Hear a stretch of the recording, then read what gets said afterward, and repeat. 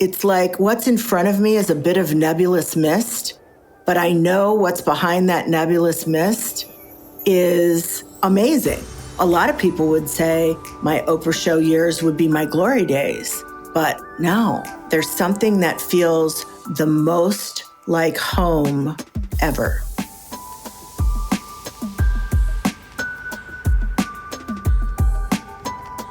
Welcome to the Ideas of Order podcast, a show designed by California Closets dedicated to answering the question, what does home mean to you? In this series, we will be discussing the homes, spaces, and communities that help shape our guests' past, present, and how they hope it will shape their future. I'm Jeremiah Brent, and with the help of some of my closest friends, we are so ready to open our doors to you.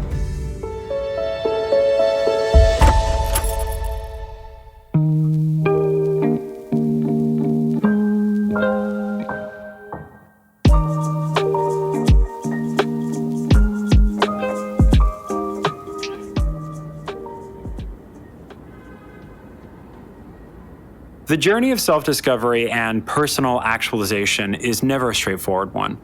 Regardless of the many plans we try to create, the paths we end up taking are often surprising. There isn't a true way to predict where you'll end up or who you'll become in the process.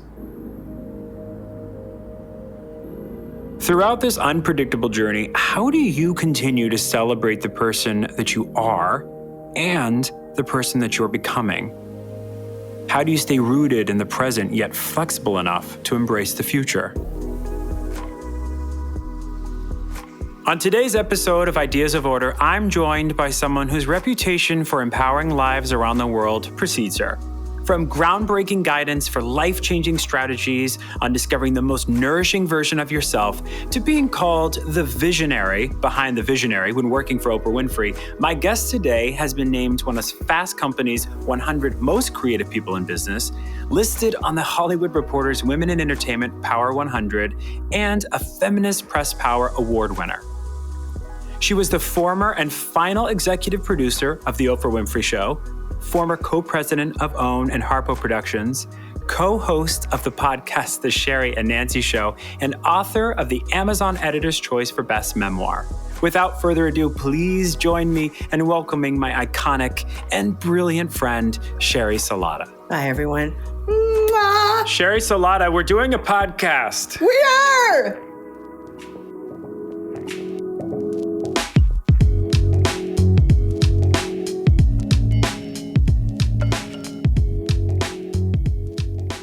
You know, in order for us to look forward, I wanted to go back a little bit into the early life of Sheri Salata. Oh, jeepers. Oh, yeah, we're going in deep. Okay. I wanted to know if, growing up, were there any particular spaces that really helped shape the person that you have become? When I say spaces, I don't mean necessarily rooms or homes exclusively. It could be communities or sentiments, a person, an object. But was there anywhere that you felt the most held as your past self? I'm going to be really real with you that it took me a long time to find a space, to create a space where I felt really held. And I would say probably the first time I started to feel that was maybe in college. I went to the University of Iowa. My sophomore year, I pledged 80 Pi. There was a house. Now, it's a different time now. Back then it was like you live in the dorms or you're in a sorority. And I loved these girls so much. I just loved them. They were so fun. And I just felt an instant total acceptance and a freedom. That's the first time I started to feel it. And then it probably was a long time until I could really start to capture that again. And now it's just a way of life. Was it the community of the sorority and where you were at that you felt held? Yeah, it was that. It was like we were all living together. We were in each other's business. There's always somebody home, always someone to hang out with. I was an only child for 8 years. And then I had a little brother who, until we were adults, we had nothing in common. So it was, it was kind of like it wasn't a jubilant, energetic household. What was it like? Just describe it to us. I mean, it was so suburban, Jer. My parents built it. It was a tri-level. And, at the time, I'm sure it was really fabulous. And, a neighborhood, riding your bikes, doing stuff like that. First of all, I don't think my mom had the concept of creating home, creating a space, creating a sanctuary. She got that much later on, years on. It wasn't great, I would say. I mean, we had this huge living room that we never sat in except on holidays. And then we all crammed into this tiny den and sat on top of each other to watch TV. So it was just weird. I look back and then I was like, I never felt cozy in that house. Well, I think that's really interesting when we get into your future and kind of the way you craft your homes now, which is why I love that question, because they're always tethered together in some way. We'll get into it later, but that's very much not how you live personally now. No. The complete opposite. No. Complete opposite. Yeah. Not every point of expansion in our lives is about, oh, I'm exposed to it, I learned it. Sometimes it's like, I just don't like where I am. Yeah, 100%. And that begins the quest to say, I know there's more. I know there's something better for me. I know there's something that would hold me better, and I'm going to figure it out. How old were you when you knew that you needed to go out and figure it out, that this place, this space wasn't going to hold you? 6. 6. I was young. I was just like, this ain't it. This may sound grandiose and I can't help it, but I probably was a little bit more of an advanced being than my parents were hoping for.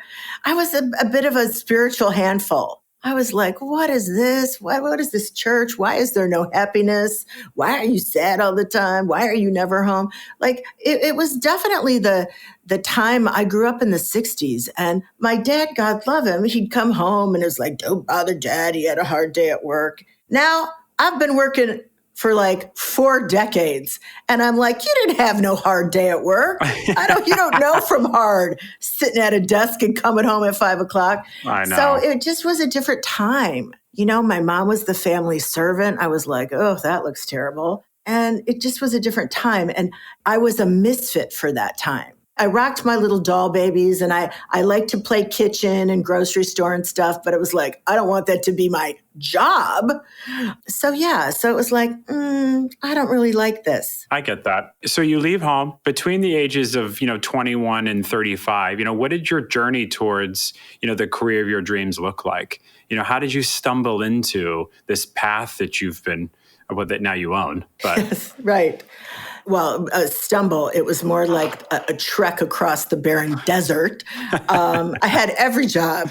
Oh my gosh, it was such a folly. I go to college. I'm a super duper party girl because I'd been a big student before that, and I was like, I'm free and I can drink. I didn't have a real plan. I didn't know what I was going to be. So listen, I was a secretary about 4 times. I was a toy store manager. I was a 7-Eleven store manager. I was a 7-Eleven store supervisor. So I had a ton of stores. Then I moved back home. I was a secretary again. It was quite a journey. And the first big break I got was I got hired to work as a secretary at a big ad agency in Chicago.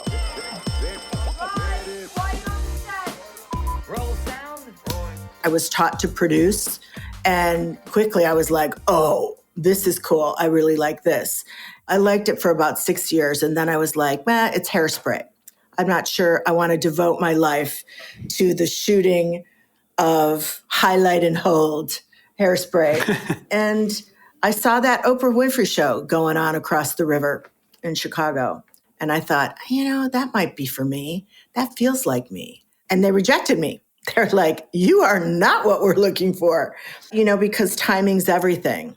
And it was a while later, there was a new person hired who was looking for somebody with advertising sensibilities, a producer who wasn't just a TV producer. And 35 years old, entry-level job at the Oprah Winfrey Show as a promo producer. What did you like about producing? Like, what drew you to it? Well, it seemed to be a great combo of my gifts. I liked the creating part of it. I loved the creative part of it, organizing all the pieces of it. I loved bossing everybody around. You got to keep everybody on track. I loved that. It's like I can't sit back and watch that poorly done.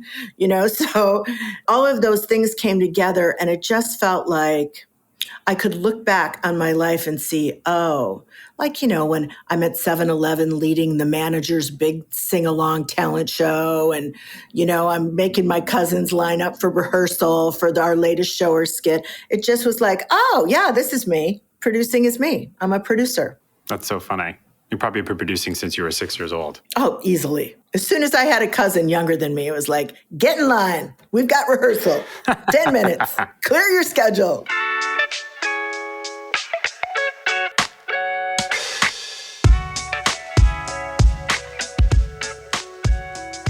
From the Oprah Winfrey Show to Harpo Studios, what was the most surprising or rewarding aspect of your time as co-president and executive producer? Well, I was a lot of things before I was the executive producer. I didn't fly up the ladder. I was in the basement for a long time, but I was the executive producer for the last 5 years. And what an honor that was, because what the, producers who had gone before had built was it was iconic. It was iconic. And by then we were just such a well-oiled machine in so many ways. And, we had the best people and the best people in every department, from accounting to HR to security, to the show. And I had been there so long.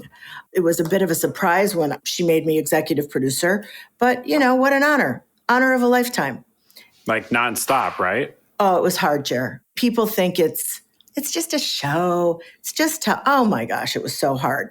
It was so hard. And there were 10,000 things on any given day that would change and have to be addressed. And to keep it up to the standard, every year we were topping ourselves. So by the end, it was like, oh my God, my head was going to blow off my body. On tops of bridges and helicopters landing. Yes, yes. Who can we dangle off the London Tower? Who can we? Yeah, it was crazy. Yeah. It was crazy, but crazy, expansive. I look back on that experience, and to be truthful, I almost don't remember it. It's like being on a roller coaster and everything's going by so fast.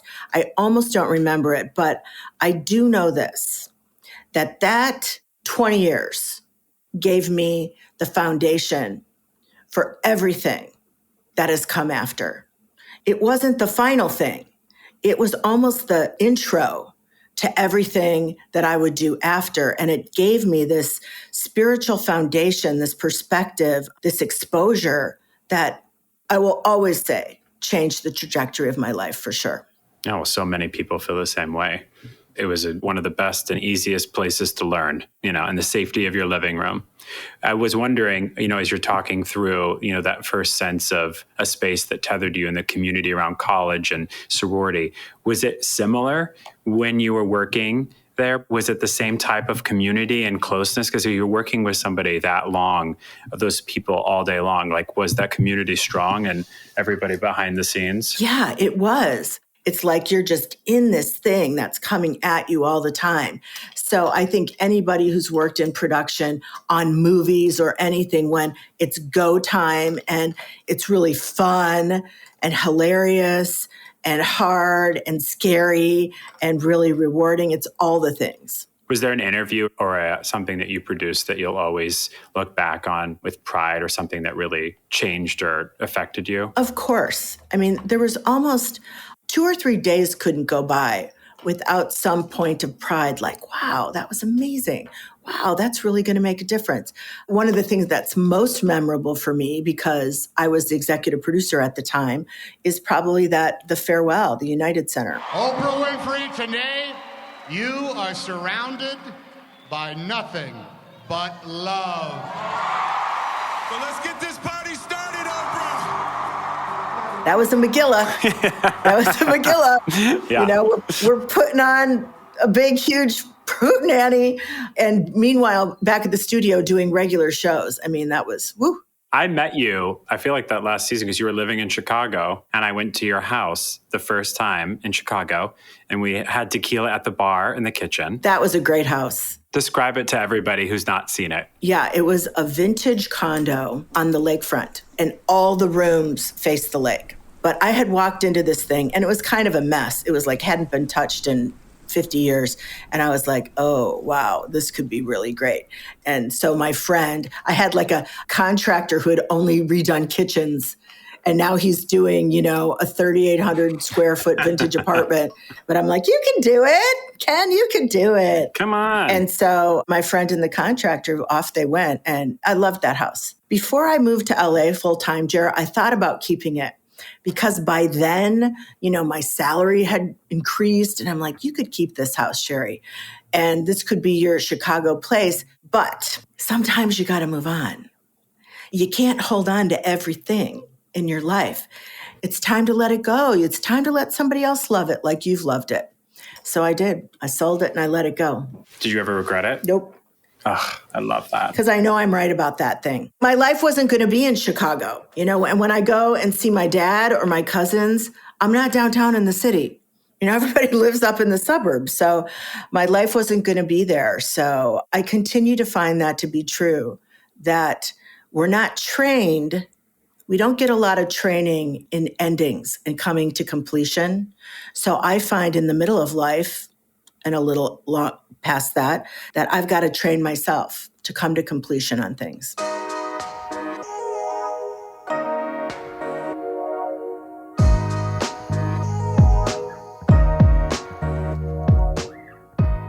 Now let's move on to the present. It seems kind of impossible to have not gone through significant transformations as you've evolved in kind of the Sheri of present day. How have the spaces of your past helped shape the spaces of your present? Can I speak specifically about design? Yeah, I'd love that. Jared, there are some things that have become my signature things. There's things that I really love, and I appreciate all the new and the stuff and the patterns and the colors. I really do appreciate it. But there is kind of a signature feel that holds me really, really well. And that's when things are really wood, stone, white, and art. So the color comes from the art. Everything is super neutral, really warm wood. There's something about that palette that when I walk in, I just go, oh, I just am so clear. It's such a perfect energy match for me. Every time I walk into your home, it's rooted in connection.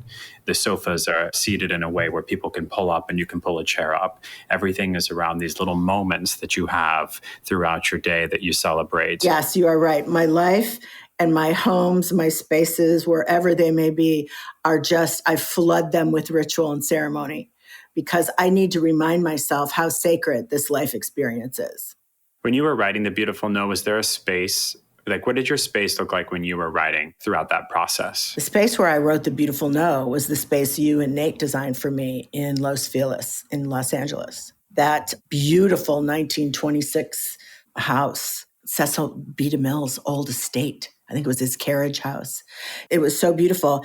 And there was a guest bedroom upstairs that I had a nook by the window, and we'd put a desk there. And I wrote a lot of it there. I wanted to be a writer who worked at a coffee shop. So I really dragged my butt there all the time. And there's too much going on. There's the guy next to me singing along to Whitney Houston. There's just too much. I was like, this is just not working for you. You're trying to be this picture of something. You need to be somewhere and you need to get to tippy tapping the keys already. And I'd work in the backyard at the outdoor table, sit in the backyard and I'd work on the book there. What was the most nourishing element for you of becoming, an author of personal transformation? How does that feel? I'll tell you how it feels now, because it's different. Now I'm like, that was such a great accomplishment, Sheri, I say to myself. It's not the easiest thing to do. And it was such a great accomplishment to have done it and to have done it as honestly as I could. And even now, I use that memoir as a tool in some of the work I'm doing now with women. And even as I'm talking about that version of me who wrote that book and lived that life, it's not the same me anymore. It's just such an interesting thing to have this marker, this memoir that came out in 2019 that I can see, oh gosh, you're like 5 versions later of that. And that's kind of informative for me, like how we change, how we evolve, how we expand, what we're becoming. And it's nice to have something like that to market. Can you describe for everyone in your own words what the memoir essentially at its core is about? I call it, for the younger kids, a cautionary tale. And for people in the middle of life or closer to my age, I call it a rallying cry. I get to sit back and really share. Like, can you imagine someone like, here's everything I did wrong. Here you go. So you don't have to make those mistakes. I have made them for you. What a service. And then on the other hand, to be able to find myself at the time, 56, and saying, oh my gosh, I got a whole another big bucket of life to live. What am I going to do with it? You know, a lot of people would say my Oprah show years would be my glory days. But no, I see that very different now. The days you're living right now are your glory days, but they're built on those glory days of yesterday. So how do you keep calling and down the thunder for yourself? How do you keep expanding that sense of joy and wonder? How do you keep growing? You don't do it by the R word, which is retiring. You don't do it by that. So now I see there's a new paradigm, Jer, for what is possible for all of us, especially women in the middle of life. And it's happening. It's completely shifting. And we get to live the new paradigm while we create it. And so that is, I wake up every day excited about that very thing. Can I ask the most significant difference that you've realized of Sheri, who wrote the book, and Sheri now? I think Sheri, who wrote the book, hadn't completely extricated herself from codependency, not setting boundaries, and she cared a lot about what other people thought still. And writing that memoir set off a healing journey for me because I could see stuff. Like, jeepers, you know, whoa. Some aha moments. You've got some patterns. Yeah. Wow. And now I find the healing journey, the journey of spiritual expansion, so fun. I find sitting on the forefront of what this new paradigm that's possible, like I feel like a pioneer, Jer. It's like what's in front of me is a bit of nebulous mist, but I know what's behind that nebulous mist is amazing. So I have a lot of trust in that.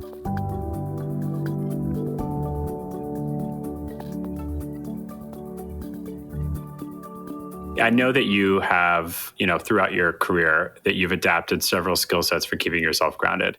In present day, what ritualistic touchstones keep you centered and refreshed? Is something as simple as a meditation or a cup of tea or a TV show? What is your moment for you? Well, I have become a big practice girl. Practices, rituals, ceremonies, and talismans.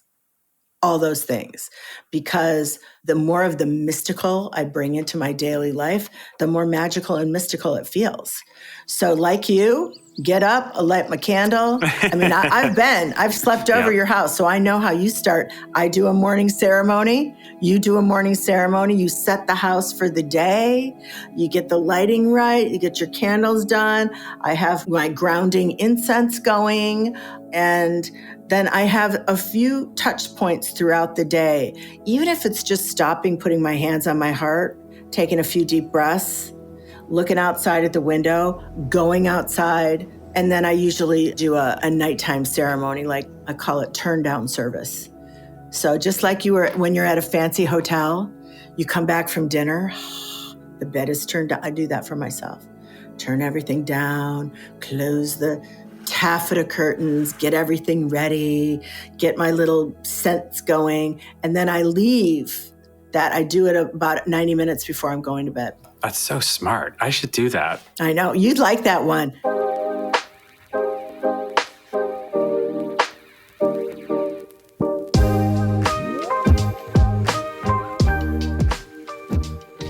As we move through kind of the present day and continue to look forward for what's to come, in terms of space, home, career, and I guess even mindset, what do you imagine is the most imperative for your future self? Well, I'm finding a lot of joy focusing on the now moment not getting ahead of myself, not ruminating about what's to come, really saying, but here I am right now. And how am I feeling this moment with joy? How am I choosing happiness in this moment? And that's very different from I was rewarded for thinking ahead, looking ahead, what's going to happen next month, what's going to happen next year. So retraining myself to be very content and satisfied with this breath. Because here's what I say, Jer. How much time do we think we have? We're all walking around with hidden expiration dates on our forehead. So I don't want to talk about someday. This is my day.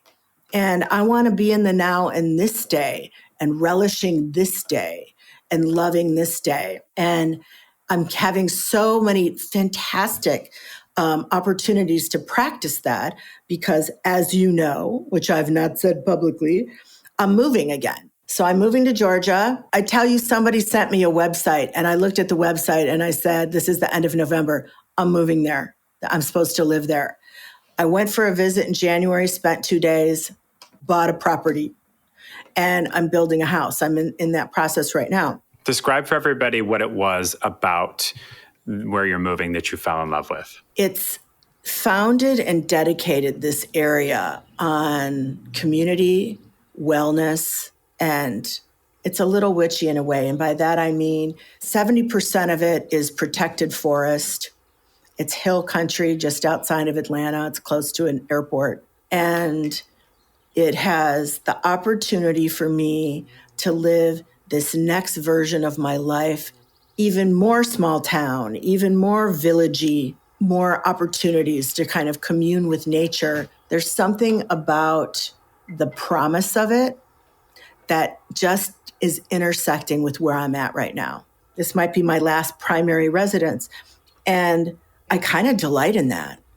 I kind of like knowing like I'm setting the scene for the last 25 years of my life. And I'm setting it so magnificently. So I have all these possibilities. There's something that feels the most like home ever. Do you have any manifestations for this future space that you really want to make come to fruition?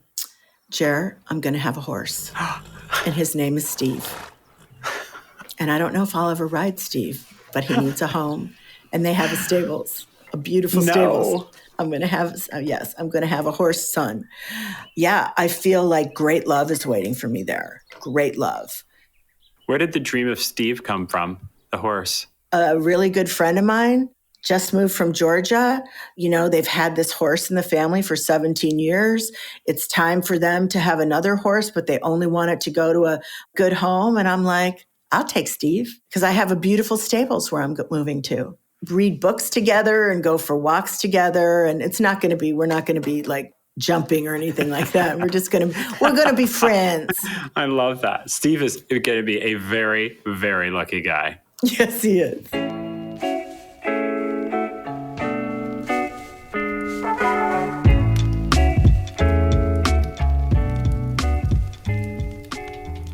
All right, so we've reached a part of the show where we get a little bit cozier and a little bit more candid. Let's imagine a nice fire crackling. I know how much you love a fire. I want to ask you a couple quick fire questions. On Ideas of Order, we have a lot to say about the concept of growth and comfort, both in home and in life. So for this little fireside tete-a-tete, it's just you, me, and a couple quick fire questions to dig a little deeper.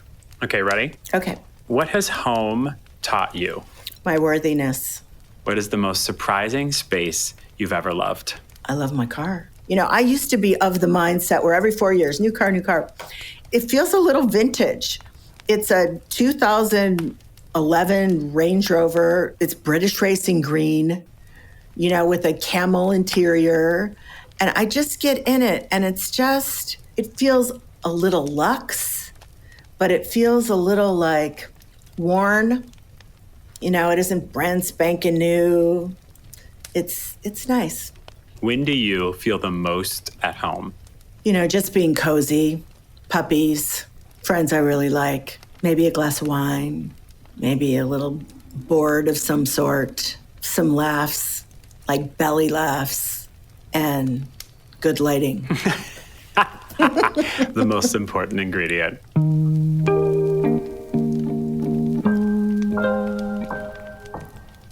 All right, Sheri, I cannot thank you enough. I always love speaking with you, but this is such a treat, and to have you here and to share everything in your story, I'm really grateful and obviously selfishly just thrilled to see you. Same. I love you, my friend. I love you more.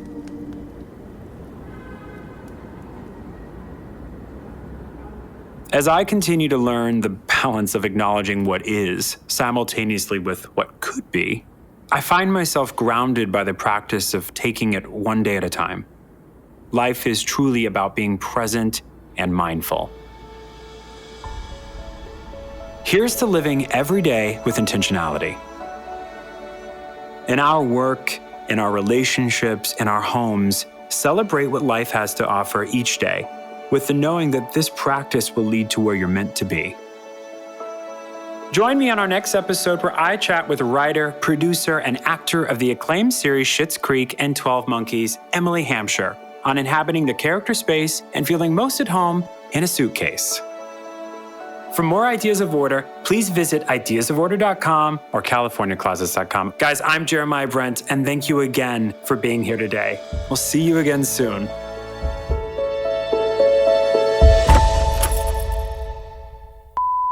I was the only kid for I was going to say a single mom. Not a single mom. No, I was the only child. We're dropping a lot of bombs today. Wow, that's a bombshell even to me. Surprise! Another Everything Podcast production.